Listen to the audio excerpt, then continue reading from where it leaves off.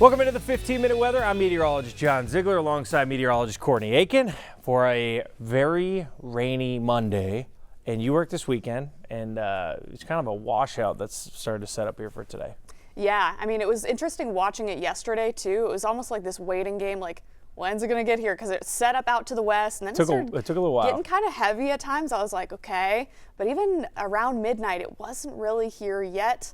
But then I woke up this morning, I was like, oh, thank goodness. It is raining. I know. You have that moment of like, it's going to rain, right? They have that moment of doubt. It's hard as a meteorologist. And I had viewers trash me on Facebook being like, it won't rain, blah, blah, blah, blah, blah. And then like 10 likes on them, like, hey, don't bandwagon against me.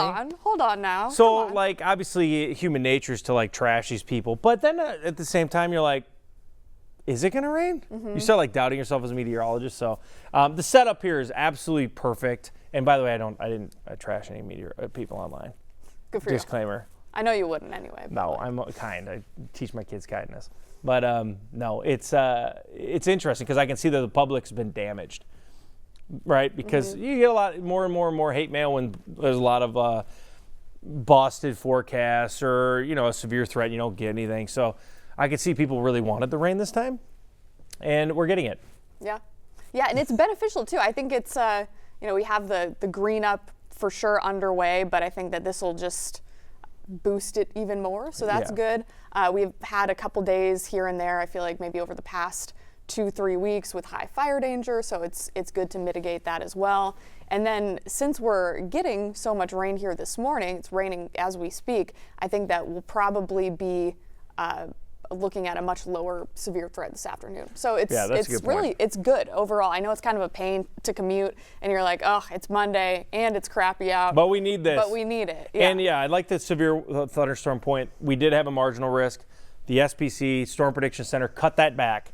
We have no risk for severe weather today. And that makes sense because I was saying this morning, the interesting part about severe weather is by definition, you need it to not rain. You need no rain to have severe weather. Yeah, it's one of those things where people think, I think it's maybe a little bit counterintuitive. At times you maybe expect to see gray skies all day long and for it to look kind of ominous. But in reality, when it hits, like when you have a severe threat, you get past lunchtime, you get to like 2-3 in the afternoon, you start seeing those pockets of blue sky. That's when you go, uh-oh. Right. It's actually the rain that saves you because it keeps you at bay. You can't actually tap into that instability. And we'll show you that here too in a little bit. Let's go ahead and take a look at some of the rain totals across the area. So this morning, Melrose, Litchfield, Wilmer, and areas down to Redwood Falls. These are radar estimates, but I think it's pretty clear that there was 2 to 3 inches. I'll come over to the computer and we'll take a little gander here. But you can actually see that the Twin Cities, I put it on, this is Eden Prairie, about a ½ inch. I think it's pretty clear that the East Metro did not get a bunch of rain so far. That is going to change. Again, we're looking at some rain showers through the afternoon in that area. So Hudson, St. Paul, Woodbury, you're going to get a lot of rain.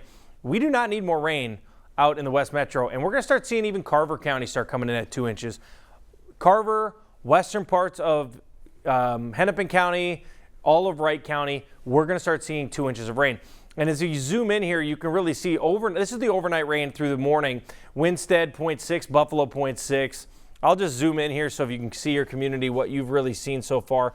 But I think it's pretty clear that St. Paul, Ingram River Grove, while it is raining, this morning's rain, it didn't really drop a whole lot. And then you go to the north and it was pretty isolated. Some places like this, 0.4 to the north. Edina, this was about 0.6. Edina came in at a good chunk. But then let's go over to St. Paul. See, this is saying St. Paul's at 0.5, so maybe I'm wrong here. But you come down in here, and there was a little bit less rain near Inver Grove. So see 0.2. So this is why I hate the airport. Everybody's at 0.6 or 1, and the airport comes in at 0.2. So in the history books, it'll cut. You know what I mean? There's a little inaccuracy with that. But yeah, look at this. We'll zoom around in here. Litchfield, New London, Wilmer, Wakefield, St. Cloud even. How much does St. Cloud have this morning? Some of the totals from St. Cloud is 0.5, actually a little bit less. Avon, Melrose, tons of rain up there. Little Falls. Taking up to Brainerd. Brainerd had some soaking rains up here. The Brainerd Lakes area coming in around 0.6. To the north, a little bit more. 1.4, so that'd be more Nisswa, right? There's Nisswa. Where you at? There you are. Nisswa, Pequot Lakes. This area up here. That's Breezy Point. Breezy Point, 1.6. That's good for Pelican Lake. And it's also good for Gull Lake. All that rain in some of our most important lakes in the region. But you go up to the north, not a lot. And Bemidji, again, totals were a little bit lower. So I wanted to take you around there on some of the totals around the region. But for the most part, half an inch. It kind of varied where you were at. But I would say always does, right? Yeah. And it's interesting what you said about the airport too. It's like, oh, widespread, maybe 0.5, 0.6, and then the one area where you're going to take the measurement, it's 0.2. So right, it's 99% of our viewing area has 0.5. Airport has 0.2. Well, that was an estimate. I didn't look. That's true. That's true. And it is an estimate, so that's also an important thing. Let's to actually remember. look. What do you think that the airport had this morning? I was watching it closely. Since they're further southeast, and most Kind of of it's been to the west. I don't know. I kind of slept through the early morning stuff, so I'm not. There was a entirely pocket sure. that came through. Was there? Okay. A solid pocky. Let me see. I'm not fast. My phone isn't fast. I could go to the computer. It's also it's very hard to navigate the National Weather Service Service, yeah. site on your phone. They don't have an app because they're just OGs. You know, they have their site that's existed forever, and it's the best site, but it is hard to navigate on a phone. It takes some time. As you look at the next 12 hours while we're getting this set up, you can see it will be on and off rain for most of the day. We hang out in the 50s, but by tonight, we're kind of wrapping this up, and it's going to get breezy into tomorrow. We'll talk about that. What does it look like? 0.34. 0.34, okay. Okay. There you go. So it's somewhere in between. Most of us got 0.5, 0.34. You know, it's going to be a little bit That's up a or good down. chunk of rain. Yeah, that's pretty good. But I think that I'm going to make a call that we still come over an inch. I think it would be very likely the Metro still comes over an inch. And I was saying this morning, I really don't say a lot. This is a true washout, in my opinion. I mean, obviously you get waves. I've never seen a day in my life where it rains from 6 a.m. to 6 p.m. first 12 straight hours. There's always an hour, a lull, or two. There's never a true washout. But I make up my own rules in life, but I'm like, I know. no, but like I'm saying, some people will give me crap about saying thunder shower is not a real thing. I don't care. Yeah, I like thunder it. shower. I like saying thunder shower. But because technically, scientifically speaking, a thunderstorm is a thunderstorm. Right. But I like thunder shower. I also call a washout with 12 hours of precipitation or more. I made it up. And that makes sense because it is, like you said, it's pretty uncommon to see 18 hours or something. 18 right? hours straight of rainfall. It's like something in the atmosphere needs to like be stuck in order for that to happen. I Like don't in even order know, for a system to not move for that long. I think I've seen one or two times where you do have 24 hours straight of precipitation. It's super rare. It's like I feel like a lot of tropical systems, like Yes. that's where it Yes. happens. Or like the last summer, that really devastating flooding in the hill country in Texas, that was like 48 straight hours of rain. That's crazy. And it was because we had all this remnant tropical moisture. Right, tropical moisture And then will do it it. collided Yeah. with something else to the west, and it got stuck. And all of that rain was just stuck there for like 48 hours. So yeah, it's really uncommon for that to happen, though. Yeah, and it's up here. We've never had tropical remnants. Right. Now Wisconsin has, and so has Illinois. That's interesting. Yes, Wisconsin has had a few times with tropical remnants, and that's different moisture. You can go 24 hours straight precip. Snowstorms more common to do that, but it's 5 times a year. Sure. You know, so for me, I always say don't change your plans. So if I do, I'm like, it's pretty crappy. It's pretty. But we need it. We do. We really do. And when it doesn't come with the severe threat, great. This is a good day. It's going to be kind of a pain to commute in it, but overall, I'm not concerned about flooding. This should be like an It's impact, like heck yeah. Like it should be green. Yeah. This is a good thing. I like unpopular opinion, but I really love days like this where it's. I don't think so. It's just like, what do you mean? I don't think it's unpopular. Oh yes, yeah. I think a lot of people do. like a lot this of people day. like it when it's a little bit dreary, gloomy out. How often in the Midwest do you get a chance to have over an inch of rain without a severe threat? Probably not often. Not many times. It's not. I don't know. I don't have the stats there. Yeah. There's a lot of things I want people to do research on. I don't know. Like write us with your findings. A lot of things we say we're like, well, I don't know. I don't know. But I do know it's uncommon. That there's so much that you can learn. And can research. That's good. But. All right, let's take a look at, we'll do Microcast here for you. So again, this morning, the next batch of rain is starting to come in here.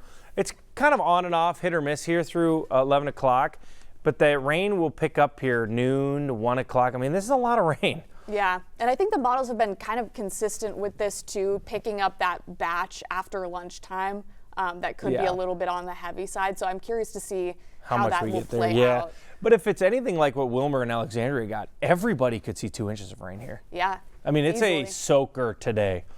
If you don't get an inch of rain today, I don't know how you didn't do it. But 3 o'clock, it does start to shift and pivot a little bit. And now this is the moment where you would want to watch on the bottom side of this screen near Rochester La Crosse for maybe a thunderstorm or two. You see them down there, kind of pops. Mm-hmm. It's still unlikely, in my opinion, for even Rochester La Crosse. It's just too much rain. Yeah, it's. I think we were talking about this even last week. It's that concept of the atmosphere gets worked over, and by the time you get to that prime window that storms would have developed, there's just the energy isn't there. And then this is 10, still sprinkling. So I think we got a Twins game tonight, and it might not be canceled. It might just be raining on you. Yeah, and I did hear something really interesting. I think Belinda told me this about the target field, right? So I think they have the ability to, like the field itself has the ability to drain, don't quote me on this, but it's something like 2 inches of rain per hour. They can drain it all. Yeah, they can get rid of it, which I thought was really incredible. That's fascinating. So if we get 2 inches today, they could actually play baseball. They could actually play. I mean, they might not be having a great time out there, but they could still play. Yeah, they might. They're going to try to play. Knowing Mace, I've talked to him a lot. Mace is the meteorologist of the Twins. They're always trying to play. They never pre-cancel games. So here's how much rain we're going to see. I always tell people, don't look at your town. Pick a couple towns around you, circle a box, add the two together, and divide it by 2. Right? Yeah. So St. Cloud, Twin Cities, they're pretty close though. So we should see about, let's say you did the Twin Cities Mankato, 1 to 2 inches, or 1 inch, inch and a half, somewhere in there, right? Because I mean, people go like, oh, I live in Wilmer, I'm going to see 0.55 additional inches. That's not, you know what I mean? Mm-hmm. Not going to happen.